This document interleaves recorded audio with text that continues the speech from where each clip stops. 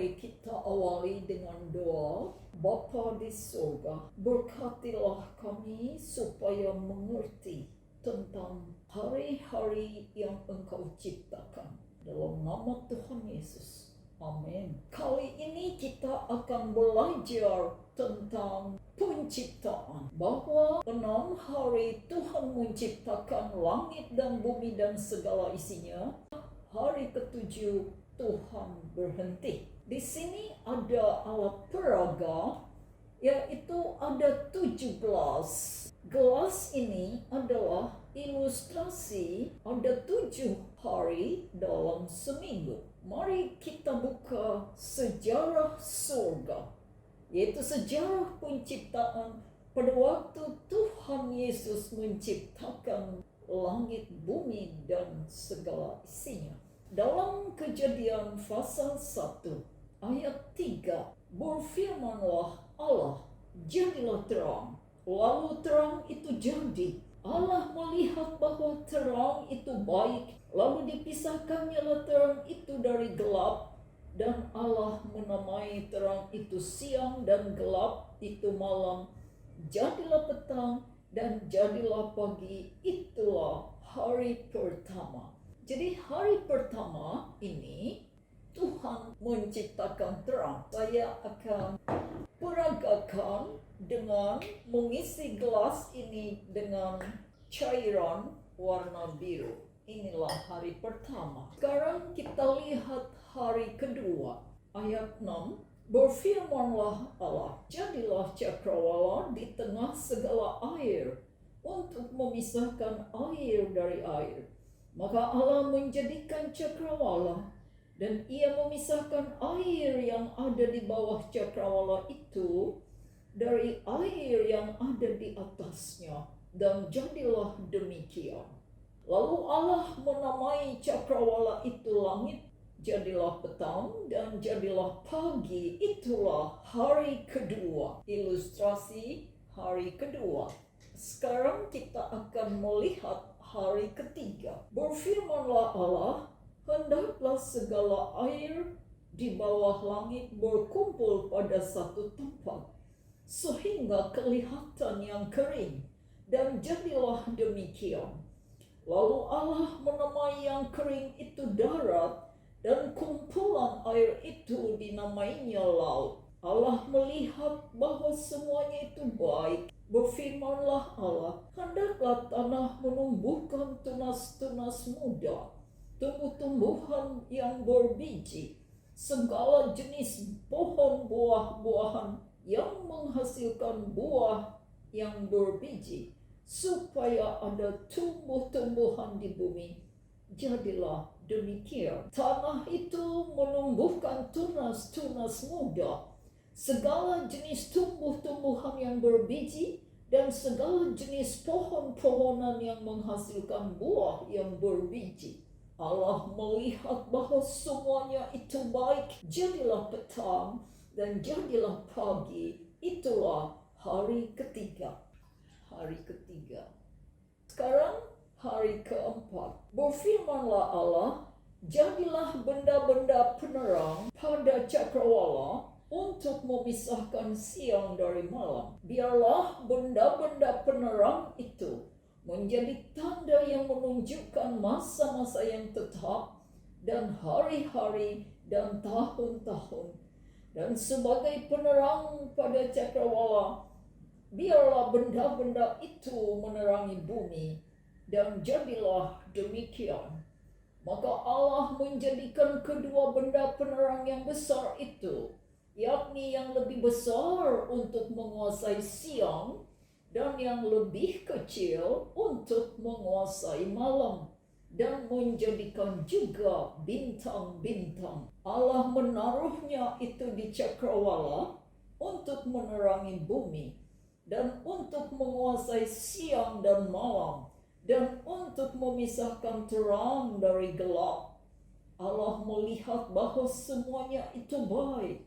Jadilah petang dan jadilah pagi, itulah hari keempat.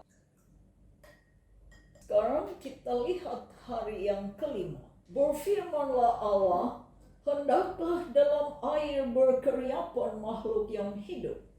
Dan hendaklah burung berterbangan di atas bumi melintasi cakrawala. Maka Allah menciptakan binatang-binatang laut yang besar dan segala jenis makhluk hidup yang bergerak, yang berkeriapan dalam air, dan segala jenis burung yang bersayap. Allah melihat bahwa semuanya itu baik. Lalu Allah memberkati semuanya itu, firman-Nya, berkembang biaklah dan bertambah banyaklah, serta penuhilah air dalam laut, dan hendaklah burung-burung di bumi bertambah banyak. Jadilah petang dan jadilah pagi. Itulah hari kelima. Sekarang kita akan lihat hari ke-6. Berfirmanlah Allah, baiklah kita menjadikan manusia menurut gambar dan rupa kita, supaya mereka berkuasa atas ikan-ikan di laut dan burung-burung di udara, dan atas ternak, dan atas seluruh bumi, dan atas segala binatang melata yang merayap di bumi. Maka Allah menciptakan manusia itu menurut gambarnya. Menurut gambar Allah diciptakannya dia, laki-laki dan perempuan. Diciptakannya mereka. Allah memberkati mereka. Lalu Allah berfirman kepada mereka, beranak cuculah dan bertambah banyak, penuhilah bumi dan taklukkanlah itu, berkuasalah atas ikan-ikan di laut dan burung-burung di udara, dan atas segala binatang yang merayap di bumi.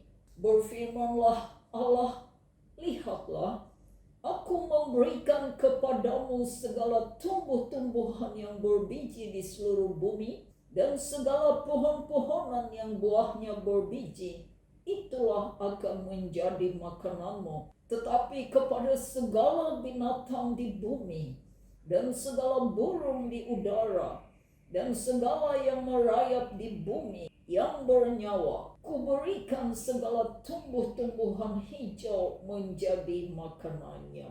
Dan jadilah demikian. Maka Allah melihat segala yang dijadikannya itu sungguh amat baik. Jadilah petang dan jadilah pagi. Itulah hari ke-6. Sekarang hari ke-7, Kejadian pasal 2 ayat 1 sampai 3. Demikianlah diselesaikan langit dan bumi dan segala isinya. Ketika Allah pada hari ke-7 telah menyelesaikan pekerjaan yang dibuatnya itu, berhentilah ia pada hari ke-7 dari segala pekerjaan yang telah dibuatnya itu. Lalu Allah memberkati hari ke-7 itu dan menguduskannya, karena pada hari itulah ia berhenti dari segala pekerjaan penciptaan yang telah dibuatnya itu. Kenapa warnanya berbeda? Karena pada hari ke-7 Tuhan berhenti atau stop, kalau bahasa Ibraninya Sabat. Lalu Allah memberkati hari ke-7 itu. Inilah alat peraga untuk berkat. Tuhan memberkati hari ke-7, bukan hari pertama atau kedua atau ketiga atau keempat, kelima atau keenam, tetapi khusus hari ke-7 inilah berkatnya dan menguduskannya. Apa artinya menguduskan? Menguduskan artinya memperlakukan spesial, memisahkannya, membedakannya, memperlakukannya istimewa, meninggikannya. Maka alat peraga untuk itu adalah ini. Beginilah Tuhan buat untuk hari yang ke-7. Setelah kita melihat bagaimana cara Tuhan memperlakukan harinya, ternyata hari yang ke-7 sangat berbeda dengan yang 6. Hari ke-7 diberkati, yang 6 tidak. Hari ke-7 dikuduskan, disucikan, diistimewakan, yang 6 hari tidak. Semua hari adalah baik. Dan hari ke-7 dimuliakan, diperlakukan istimewa, disucikan, diberkati. Pada hari itu Tuhan berhenti. Berhenti artinya bersukacita, telah puas dengan pencapaian penciptaan 6 hari, sekarang dirayakan, bersenang-senang. Nah, beginilah hari dibuat Tuhan. Jadi sangat jelas, ada 7 hari dalam seminggu, semua hari adalah baik. Hari pertama sampai ke-6 adalah hari biasa. Hari ke-7 adalah hari berhenti, hari yang kudus, hari yang suci. Ngomong saja tidak boleh sembarang. Harus kata-kata yang kudus kita ucapkan pada hari yang ke-7 ini. Tidak boleh membicarakan bisnis dunia, hanyalah bisnis Tuhan atau bisnis surga. Hari apakah hari ke-7? Minggu atau Sabtu? Ternyata tidak seperti yang dipikirkan banyak orang. Hari ke-7 itu adalah hari Sabat, yaitu hari Sabtu. Minggu adalah hari pertama. Apa yang Tuhan perintahkan? Kita membaca Keluaran pasal 20 ayat 8 sampai 11. Demikian perintah Tuhan. Ingatlah dan kuduskanlah hari Sabat.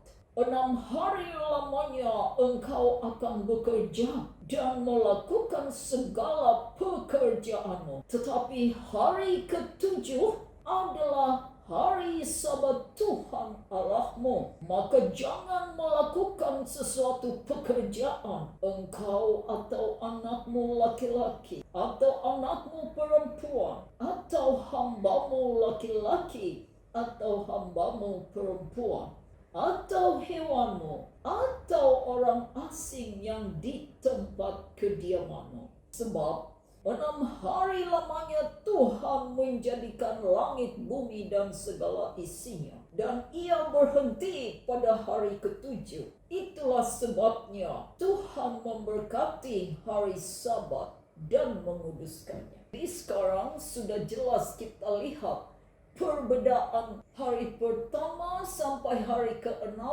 Tuhan mencipta. Hari ke-7 Tuhan berhenti.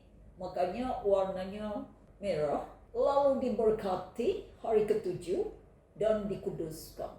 Ingat, hari ke-7 yang diberkati, hari ke-7 yang dikuduskan. Hanya Tuhan penciptalah yang punya kuasa untuk menyatakan hari adalah suci. Dan hari ke-7 Tuhan tetapkan hari yang suci. Dan ini adalah kekal. Kalau begitu, Tuhan yang punya hari, Tuhan yang menciptakan hari, membuat hari ke-7 sangat berbeda, sangat suci, sangat istimewa dibandingkan dengan 6. Siapakah manusia berdosa berani-beraninya melawan Tuhan dan mengatakan semua hari adalah sama? Adakah sama semua hari ini? Anak kecil pun kalau ditanya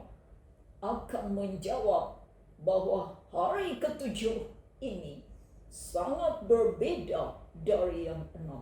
Ini sangat jelas dengan adanya alat peraga. Hari ke-7 menjadi tanda atau benderanya Tuhan bahwa Tuhanlah pencipta. Hari ke-7 atau hari Sabat, yaitu hari Sabtu, memproklamirkan, mendeklarasikan bahwa Tuhanlah pencipta langit, bumi, dan segala isinya. Saudaraku dalam Tuhan, Kalau dulu menyangka hari ketujuh adalah minggu, seperti saya, puji Tuhan, saat ini Tuhan menyatakan kebenaran kepada kita pendengar bahwa hari ketujuh itu Sabat Tuhan adalah hari Sabtu. Kita ikut polanya Tuhan. Jangan melawan Tuhan, tetapi iman kita harus seirama dengan ketetapan Tuhan. Kiranya Roh Kudus Tuhan menuntun kita kepada kebenaran. Kita harus menyembah Tuhan dalam roh dan kebenaran. Tuhan memberkati. Amin.